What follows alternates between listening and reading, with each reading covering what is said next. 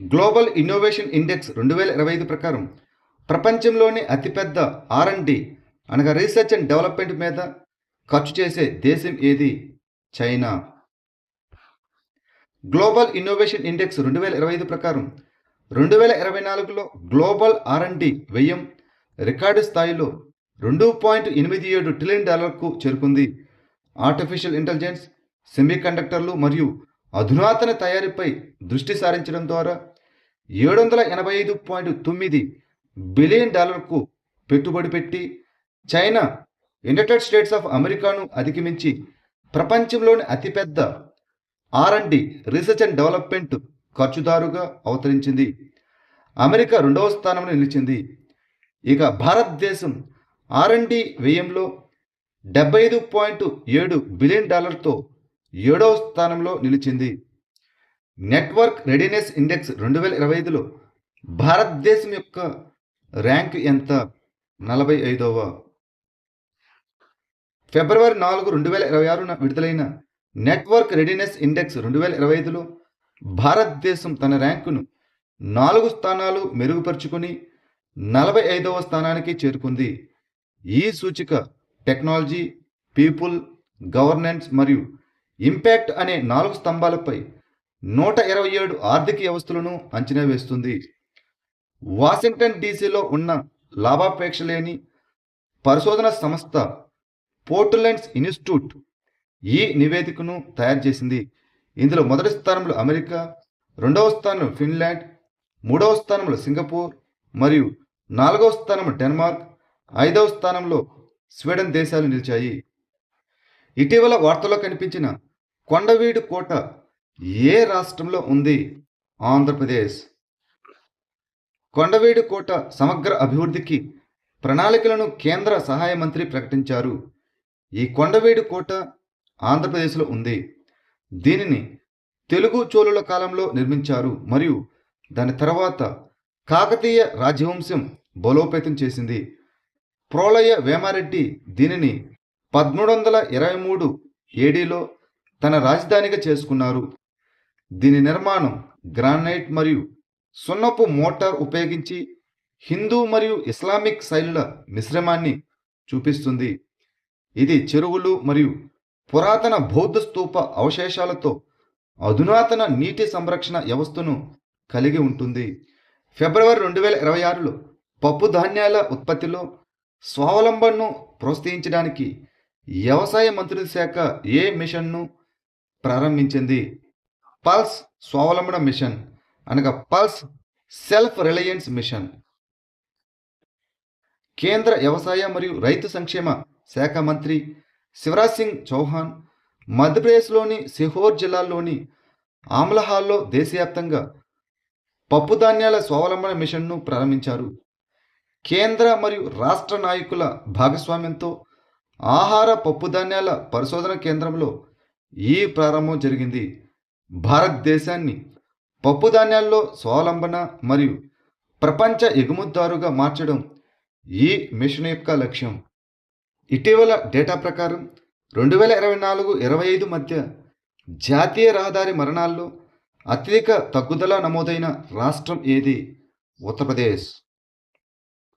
Road రవాణా మరియు రహదారుల మంత్రిత్వ శాఖ లోక్సభలో సమర్పించిన డేటా ప్రకారం 2025లో జాతీయ రహదారులపై రోడ్డు ప్రమాదాలు మరియు మరణాలు 11% పైగా తగ్గాయి. 2025లో జాతీయ రహదారులు 134,307 ప్రమాదాలు మరియు 57,482 మరణాలను నమోదు చేశాయి. ఈ తగ్గింపుకు ప్రధానంగా ఉత్తరప్రదేశ్, మధ్యప్రదేశ్, పంజాబ్, ఛత్తీస్గఢ్ మరియు తెలంగాణ రాష్ట్రాలు దోహదపడ్డాయి. ఇవి కలిసి 6,072 మరణాలను తగ్గించాయి. ఇక ఉత్తరప్రదేశ్ అతిపెద్ద తగ్గుదలను చూసింది. ఐఎన్ఎస్ అర్నాలా ఇది ఒక anti submarine warfare shallow water craft ఏ షిప్యార్డ్ ద్వారా రూపొందించబడింది మరియు నిర్మించబడింది? Garden Reach ship builders and engineers GRSE. INS Arnala భారత నౌకాదళం కోసం నిర్మించిన 8 anti submarine warfare shallow water క్రాఫ్ట్లో ఇది మొదటిది. దీనిని కోల్కతాలోని Garden Reach ship builders and engineers రూపొందించి నిర్మించింది. దీనిని జూన్ 18, 2025న తూర్పు నేవల్ కమాండ్లో చేర్చారు. దీనికి మహారాష్ట్రలోని వాసాయి సమీపంలోని చారిత్రాత్మక అర్నాల కోట పేరు పెట్టబడింది. 2026లో దక్షిణాసియా ఫుట్బాల్ సమైక్య అనగా సాఫ్ అండర్-19 మహిళల ఛాంపియన్షిప్ టైటిల్ను ఏ దేశం గెలుచుకుంది? భారతదేశం. దక్షిణాసియా ఫుట్బాల్ సమైక్య అనగా సాఫ్ అండర్-19 మహిళల ఛాంపియన్షిప్ను భారత్ 4-0 తేడాతో బంగ్లాదేశ్ను ఓడించి గెలుచుకుంది. నేపాల్లోని పోఖారా రంగశాల స్టేడియంలో ఫైనల్ జరిగింది. ఇటీవల వార్తల్లో కనిపించిన శారదా నది భారతదేశం మరియు ఏ దేశం గుండా ప్రవహించే ఒక సరిహద్దు నది? నేపాల్. శారదా నది, దీన్ని కాళీ లేదా మహాకాళి నది అని కూడా పిలుస్తారు. ఇది భారతదేశం మరియు నేపాల్ గుండా ప్రవహించే ఒక సరిహద్దు నది. ఇది భారతదేశంలోని ఉత్తరాఖండ్ రాష్ట్రం మరియు పశ్చిమ నేపాల్ మధ్య సహజ సరిహద్దుగా పనిచేస్తుంది. ఇది భారతదేశంలోని ఉత్తరాఖండ్లోని హిమాలయాల్లోని కాలాపాని వద్ద ఉద్భవించింది. ఆపరేషన్ కియా అనేది భారత భద్రతా దళాలు ఏ ప్రాంతంలో ప్రారంభించిన ఉమ్మడి ఉగ్రవాద నిరోధక operation? Jammu and Kashmir. Operation Kia అనేది జమ్మూ అండ్ కాశ్మీర్లోని భారత భద్రతా దళాలు ప్రారంభించిన ఉమ్మడి ఉగ్రవాద నిరోధక ఆపరేషన్. ఉదంపూర్లోని అటవీ ప్రాంత బసంతగఢ్ ప్రాంతంలో జరిగిన తీవ్రమైన ఎన్కౌంటర్ కారణంగా ఇది ప్రస్తుతం వార్తల్లో నిలిచింది. పౌర ప్రాంతాలను రక్షించడంతో పాటు చొరబడిన ఉగ్రవాదులను ట్రాక్ చేయడం, అదుపు చేయడం మరియు నిర్మూలించడం ఈ ఆపరేషన్ యొక్క లక్ష్యం. ఏ రాష్ట్ర ప్రభుత్వం ఏఐ ఆధారిత డిజిటల్ లెర్నింగ్ ఇనిషియేటివ్ అయిన పదై విత్ ఏఐని ప్రారంభించింది? హిమాచల్ ప్రదేశ్. హిమాచల్ ప్రదేశ్ ముఖ్యమంత్రి సుఖ్వీందర్ సింగ్ సుఖు బిలాస్పూర్ జిల్లా బార్తిన్లో పదై విత్ ఆర్టిఫిషియల్ ఇంటెలిజెన్స్ ఇనిషియేటివ్ను ప్రారంభించారు. పోటీ పరీక్షలకు సిద్ధమవుతున్న బిలాస్పూర్ విద్యార్థుల కోసం ఇది ఏఐ ఆధారిత డిజిటల్ లెర్నింగ్ ప్లాట్ఫామ్. ఇది నేషనల్ థర్మల్ పవర్ కార్పొరేషన్ మద్దతుతో ఆధునిక సాంకేతికత ఆధారిత నాణ్యమైన విద్యను అందిస్తుంది. దాల్మా వన్యప్రాణుల అభయారణ్యం ఏ రాష్ట్రంలో ఉంది? జార్ఖండ్. దాల్మా వన్యప్రాణుల అభయారణ్యం జార్ఖండ్లోని తూర్పు సింగభూమ్ జిల్లాల్లో ఉంది. ఇది చోటానాగ్పూర్ పీఠభూముల్లోని దాల్మా కొండల చుట్టూ ఉంటుంది. దీని అడవులు జంషెడ్పూర్ సమీపంలోని సువర్ణరేఖ నది మరియు దిమ్నా సరస్సు పరివాహక ప్రాంతంలోకి వస్తాయి. 2026 ఆసియా రైఫిల్ మరియు పిస్టల్ ఛాంపియన్షిప్లో 10 మీటర్ల ఎయిర్ రైఫిల్ మిక్స్డ్ టీమ్ ఈవెంట్లో అర్జున్ బాబుతా మరియు ఎలావెనిల్ ఒలరివెన్ ఏ పథకాన్ని గెలుచుకున్నారు? బంగారు పథకాన్ని.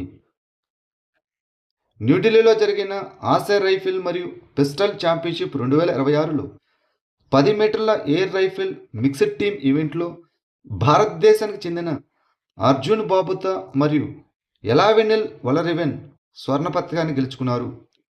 రిపబ్లిక్ ఆఫ్ కొరియాకు చెందిన కిమ్ ఊరిమ్ మరియు క్వాన్ యుమ్జీ రజత పథకాన్ని గెలుచుకున్నారు. ఇటీవల వార్తల్లో కనిపించిన కోప్రా మీడియం ఇరిగేషన్ ప్రాజెక్టు ఏ టైగర్ రిజర్వ్ యొక్క ప్రధాన ప్రాంతంలో ప్రతిపాదించబడింది? Veerangana Durgavati tiger reserve, Madhya Pradesh. Kopra medium irrigation project కోసం దాదాపు 272 హెక్టార్ల అడవిని మళ్లించాలని జాతీయ వన్యప్రాణి బోర్డు యొక్క స్టాండింగ్ కమిటీ సిఫారసు చేసింది. ఈ మళ్లింపు మధ్యప్రదేశ్లోని వీరాంగన దుర్గావతి టైగర్ రిజర్వ్ యొక్క ప్రధాన ప్రాంతంలో ఉంది. ఈ వీరాంగన దుర్గావతి టైగర్ రిజర్వ్ మధ్యప్రదేశ్లో ఉంటుంది. ఇందులో నౌరిదేహి వన్యప్రాణుల అభయారణ్యం మరియు దుర్గావతి వన్యప్రాణుల అభయారణ్యం ప్రాంతాలు ఉన్నాయి. ఈ అభయారణ్యం నర్మదా మరియు యమునా నది పరివాహక ప్రాంతాల మీదుగా ఉంటుంది. జియోపార్సీ పథకాన్ని ఏ కేంద్ర మంత్రిత్వ శాఖ అమలు చేస్తున్నది? మైనారిటీ వ్యవహారాల మంత్రిత్వ శాఖ, the ministry of minority affairs. Jiyo Parsi పథకం అనేది భారతదేశం అంతటా 490 మందికి పైగా పార్సీ పిల్లల జననానికి మద్దతిచ్చింది. ఇది పార్సీ జంటలకు 35.05 కోట్ల ఆర్థిక సహాయం అందించింది. జియోపార్సీ అనేది 2013-14లో ప్రారంభించబడిన ఒక ప్రత్యేకమైన కేంద్ర రంగ పథకం. ఈ పథకాన్ని మైనారిటీ వ్యవహారాల మంత్రిత్వ శాఖ అమలు చేస్తున్నది. ఈ పార్సీ సమాజం యొక్క తగ్గుతున్న జనాభాను అరికట్టడం దీని యొక్క లక్ష్యం. భారతదేశంలో పార్సీ జనాభాను స్థిరీకరించడం మరియు క్రమంగా పెంచడం దీని యొక్క లక్ష్యం. 2026 ఎస్పోర్ట్స్ నేషన్స్ కప్కి ఆతిథ్యం ఇచ్చే దేశం ఏది? Saudi Arabia. ప్రారంభ ఎస్పోర్ట్స్ నేషన్స్ కప్ 2026 సౌదీ అరేబియాలోని రియాద్లో నిర్వహించబడుతుంది. ఎస్పోర్ట్స్ వరల్డ్ కప్ ఫౌండేషన్ నిర్వహిస్తున్న ఈ దేశ ఆధారిత టోర్నమెంటు నవంబర్ 2 నుంచి 29 వరకు జరగనుంది. ఇందులో చెస్ మరియు ఈఏ స్పోర్ట్స్ ఎఫ్సి అనగా ఫుట్బాల్ కప్ సహా 16 పోటీ టైటిళ్లు ఉంటాయి. ఇటీవల వార్తలు కనిపించిన లైరియోథిమిస్ కెరాలెన్సిస్ అనగా ఏమిటి? ఇదొక డ్రాగన్ ఫ్లై యొక్క కొత్త జాతి. కేరళలోని లోతట్టు తీర ప్రాంతాల నుంచి లైరియోథిమిస్ కెరాలెన్సిస్ అనే కొత్త డ్రాగన్ ఫ్లై జాతిని పరిశోధకులు నిర్ధారించారు. దీనిని సాధారణంగా సన్నని బొంబార్డియర్ అని పిలుస్తారు మరియు లైరియోథిమిస్ జాతికి చెందినది. ఈ జాతి సన్నని ఉదరం, ప్రత్యేకమైన ఆకారంలో ఉన్న తోక మరియు విభిన్న జననేంద్రియ నిర్మాణాలను కలిగి ఉంటుంది. ఇది వర్షాకాలంలో కనిపిస్తుంది మరియు వర్షపాతం తగ్గినప్పుడు అదృశ్యమవుతుంది. హైడ్రోజన్ టెక్నాలజీలో భారతదేశం నెదర్లాండ్స్ సహకారాన్ని బలోపేతం చేయడానికి ప్రారంభించిన ఫెలోషిప్ ప్రోగ్రాం పేరు ఏమిటి? ఇండియా నెదర్లాండ్స్ హైడ్రోజన్ ఫెలోషిప్ కార్యక్రమం. భారతదేశం నెదర్లాండ్స్ హైడ్రోజన్ ఫెలోషిప్ ప్రోగ్రామును ప్రారంభించడం ద్వారా గ్రీన్ ఎనర్జీలో విద్య భాగస్వామ్యాన్ని ప్రారంభించడం ద్వారా సైన్స్ అండ్ టెక్నాలజీ విభాగం భారతదేశం నెదర్లాండ్స్ సహకారాన్ని బలోపేతం చేసింది. బస్తర్ పాండుమ్ పండుగను ఏ రాష్ట్రంలో జరుపుకుంటారు? ఛత్తీస్గఢ్. ఛత్తీస్గఢ్లోని బస్తర్ డివిజన్లోని జగదల్పూర్లో బస్తర్ పాండుమ్ ఉత్సవాన్ని రాష్ట్రపతి ద్రౌపది ముర్ము ప్రారంభించారు. గోండు, మరియా మరియు మురియా వంటి తెగలను కలిగి ఉన్న సాంప్రదాయ గిరిజన కళలు, హస్తకళలు, జానపద దుస్తులు, వంటకాలు మరియు సంస్కృతిని ప్రదర్శించడానికి బస్తర్ జిల్లాలో ఈ ఉత్సవం జరుగుతుంది. Tackling cyber enabled frauds and dismantling the ecosystem 2026పై జాతీయ సమావేశం ఎక్కడ జరిగింది? న్యూఢిల్లీ. సైబర్ ఎనేబుల్డ్ మోసాలను ఎదుర్కోవడం అండ్ పర్యావరణ వ్యవస్థను కూల్చివేయడం అనే అంశంపై 2 రోజుల జాతీయ సమావేశం ఫిబ్రవరి 10, 2026న న్యూఢిల్లీలోని భారత మండపంలో ప్రారంభమైంది. Central Bureau of Investigation CBI, Indian cyber crime coordination సెంటర్తో కలిసి నిర్వహించిన ఈ సమావేశం ఆర్థిక, టెలికాం దుర్వినియోగం మరియు మానవ దోపిడీకి సంబంధించిన సైబర్ ఎనేబుల్డ్ మోసాలను అరికట్టడం మీద దృష్టి పెడుతుంది. ఈ సాంఖ్యికీ పోర్టల్ కోసం మోడల్ కాంటాక్ట్స్ ప్రోటోకాల్ సర్వర్ యొక్క బీటా వెర్షన్ను ఏ సంస్థ ప్రారంభించింది? జాతీయ గణాంకాల కార్యాలయం ఎన్ఎస్ఓ, నేషనల్ స్టాటిస్టిక్స్ ఆఫీస్. గణాంకాలు మరియు కార్యక్రమాల అమలు మంత్రిత్వ శాఖ ఆధ్వర్యంలోని జాతీయ గణాంకాల కార్యాలయం ఈ సాంఖ్యిక పోర్టల్ కోసం మోడల్ కాంటాక్ట్స్ ప్రోటోకాలు సర్వర్ యొక్క బీటా వెర్షన్ను ప్రారంభించింది.